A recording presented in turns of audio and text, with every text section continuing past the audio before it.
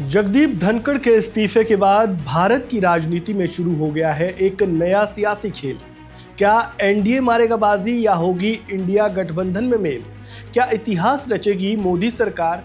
क्या देश को मिलेगी पहली महिला उपराष्ट्रपति? 21 जुलाई 2025 को भारत के संसदीय इतिहास में अभूतपूर्व घटना हुई। इस दिन जगदीप धनखड़ ने स्वास्थ्य का हवाला देते हुए उपराष्ट्रपति पद से त्याग पत्र दे दिया। वैसे इस्तीफे तो होते ही रहते हैं, लेकिन इस इस्तीफे के साथ ही धनखड़ एक इतिहास रच गए। वे भारत के पहले उपराष्ट्रपति बने जिन्होंने टर्म पूरा होने से पहले ही पद छोड़ दिया। उपराष्ट्रपति धनखड़ के इस्तीफे के बाद से ही इस बात के कयास लगाए जा रहे हैं कि आखिर कौन बनेगा उपराष्ट्रपति।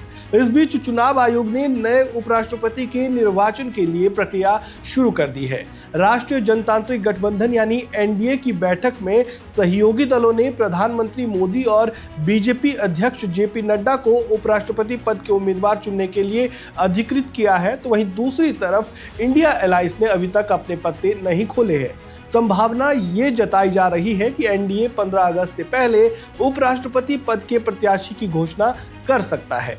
इस बीच खबर ये भी आ रही है कि बीजेपी और एनडीए इस बार एक और इतिहास रच सकती है। दरअसल आज तक कोई भी महिला भारत की उपराष्ट्रपति की कुर्सी तक नहीं पहुंच सकी है। प्रधानमंत्री, राष्ट्रपति, लोकसभा अध्यक्ष तो महिला रह चुकी है, लेकिन बीजेपी पहली बार किसी महिला प्रत्याशी को इस पद पर पहुंचाकर अपनी उपलब्धियों में एक और हर्फ जोड़ने की कोशिश कर सकती है। सूत्रों की माने तो बीजेपी इस पद के लिए मौजूदा राज्यपालों, ओबीसी लीडर्स और महिला नेताओं का रुख कर सकती है। पिछले दिनों जेपी नड्डा से वसुंधरा राजे की भेंट हुई थी। इसी कड़ी से जोड़कर उसे देखा जा रहा है।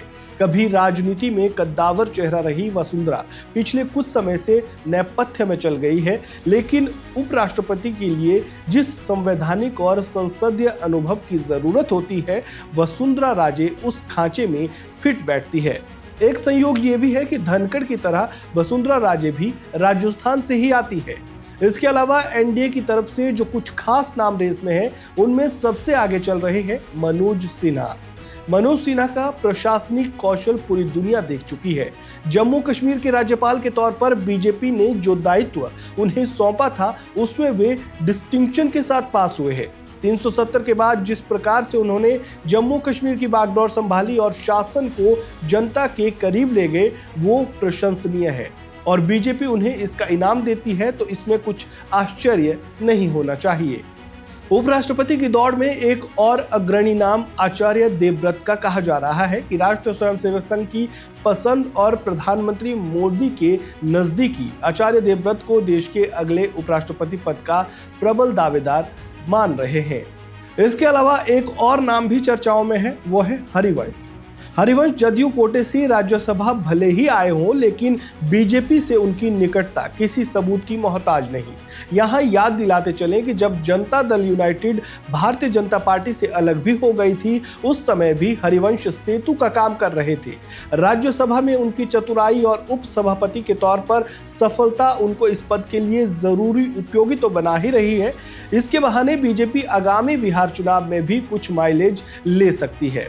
इसके अलावा एक और नाम की चर्चा हो रही है और वो है शेषाद्री चारी का। शेषाद्री चारी संघ के मुखपत्र ऑर्गेनाइजर के संपादक रह चुके हैं। इन्हें वैचारिक और राजनीतिक संतुलन का महत्वपूर्ण प्रतीक माना जाता है। वे एक अनुभवी राजनीतिज्ञ, पत्रकार, लेखक, रणनीतिकार और विदेश नीति विश्लेषक तो है ही, वे राष्ट्रीय स्वयंसेवक संघ के सक्रिय स्वयंसेवक भी है। तमिलनाडु से आने वाले शेषाद्री चारी को भारत का उपराष्ट्रपति पद देकर भाजपा अगले साल होने वाले तमिलनाडु विधानसभा चुनाव के लिए भी एक संदेश दे सकती है।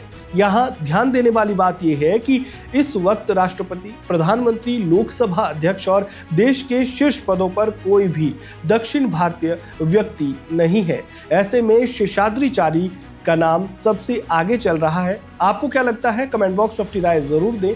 इस वीडियो में फिलहाल इतना ही। खबरों से जुड़े ताज़ा अपडेट के लिए बने रहें वन इंडिया हिंदी के साथ। धन्यवाद। Subscribe to One India and never miss an update. Download the One India app now.